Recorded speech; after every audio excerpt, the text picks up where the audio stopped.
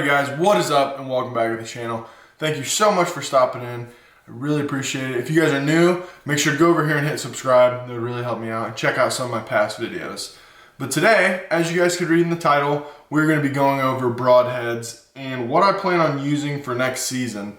And if I'm being 100% honest, I'm probably going to have a mixed quiver. As you guys know, the last couple years I've been, well, really as long as I can remember, I've been shooting these Muzzy Trocars, if that'll focus.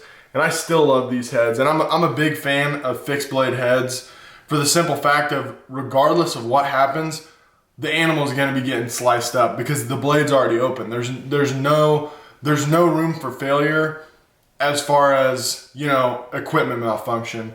Now, have I made shots that are a little bit too low? Maybe, like on this buck right here? Yeah, absolutely. If I was shooting a mechanical like this Grim Reaper, this is the whitetail special. If I was shooting something like this with that buck, chances are he'd be hanging in the house somewhere. But nonetheless, with mechanicals, you're going to gain some advantages over fixed blades, and then same thing with fixed blades. For example, you guys probably already know, with a fixed blade, you're a lot more likely to bust through a shoulder blade. Not that I'm advocating for shoulder shots whatsoever, but with any sort of fixed blade, you're more likely to punch through that shoulder and not have to worry about it. Whereas with a mechanical, you know, it might fold in half. So there's pros and cons to each of them. The way that I look at it is, with a fixed blade, you're running a little bit more insurance of, okay, nothing mechanically will fail. There's going to be something sharp going into the chest cavity of that deer. You just have to be a little bit more precise on where you hit it, if that makes sense. Whereas this one, you have a little bit more insurance. If you make a shot that's a little bit too far back or a little bit low or a little bit high, then you're still going to be getting into something good just because you have such a massive cut with these big blades.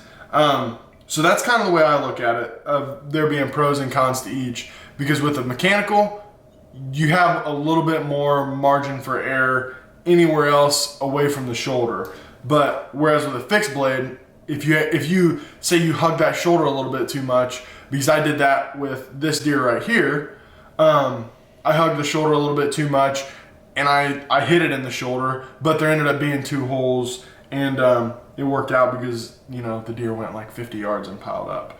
So that's one thing that's tough for me from moving away from fixed blades. Not that I'm going to move away completely from fixed blades, but I definitely want to start incorporating mechanicals into the quiver a little bit more, for the simple fact of, you know, I haven't really tried them out that much, so I can't really say I don't like them, because I think I've shot, you know, 1 deer ever with a mechanical and I didn't find it. So that's why I had shied away from it to begin with.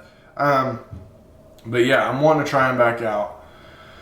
So that gets me to what mechanicals I'm going to be trying out and what new broadheads I'm going to be trying out this season. So obviously you guys had just seen these Grim Reaper Whitetail Special. I think that's what they're called. I don't have the package anymore, but they are a freaking massive cut. Like, I mean, that's going to be devastating going through anything compared to just a little fixed blade like this. If it'll focus, it's not one to focus. But already, even though it's blurred, you guys can see the difference in the 2 of these. So these guys, and I talked to you guys during turkey season about this. This is what I turkey hunted with. Nothing else with the bow is changing. I'm going to stick with the same Easton Axis 5mm arrows with these little collars up front and a lighted knock on the rear end. Like, nothing is changing as far as my arrow. The only thing that's changing is the head. So these are probably going to be number 1 this fall. I'm gonna try and shoot a couple deer with these. And another head, it's another Grim Reaper head. It's a fixed blade. Is this Hades head, and I like it pretty well. I think the design on it's pretty awesome. I don't know if you guys will be able to tell or not, but they're on the back of the blades. Don't want to touch it too hard, but they're on the back of the blades. There's actually it's actually sharpened there as well. So say you were to freaking diesel into a deer and for some reason or another it works its way out, it's cutting in, and then as it's coming out, it's cutting because it's got a blade on either side. So I'm really excited to try these out. In all honesty, the quiver might just be full of Grim Reapers. But who knows? It just depends how many deer I shoot this season and at what rate. And then we have these Schwackers right here. These I've used in the past, and I wasn't a huge fan of them. But I'm gonna give them another chance. They have they're the ones that have the 2-inch cut. I'm gonna pull this O-ring off here and show you guys. So that's what we're looking at with these heads, is this 2-inch cut. And obviously, you know, you hit the animal, like this, and then it opens up those blades. Not a bad design. The only thing that I don't like about this design is your entrance hole and exit hole are not going to be the same size. That's another thing that I really like about fixed blades. The 2 holes that you're getting are the same size hole, whereas this one, your entrance hole is going to be, you know, 1 inch, and then your exit hole is going to be a big old 2-inch hole. So that's the one reason that I'm not really a super huge fan of these.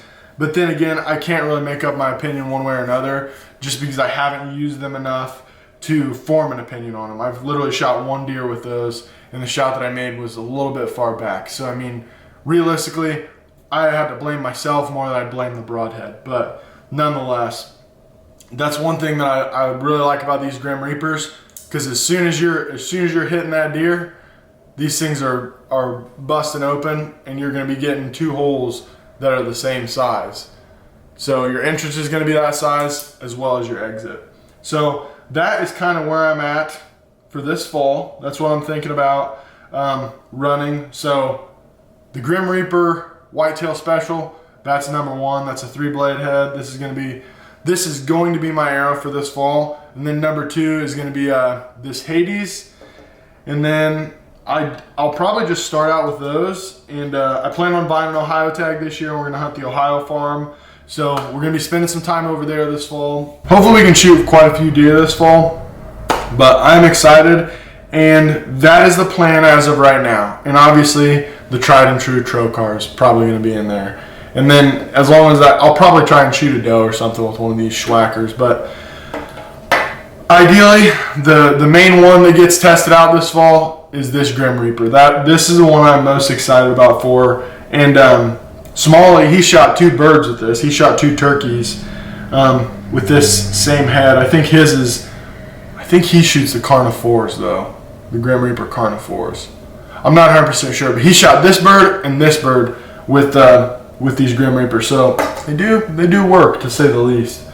But yeah, I'm excited. I'm looking forward to this fall. I really need to get out onto some public as well as the home farm and the Ohio farm and start to actually do a little bit of scouting. And I gotta plant the food plots.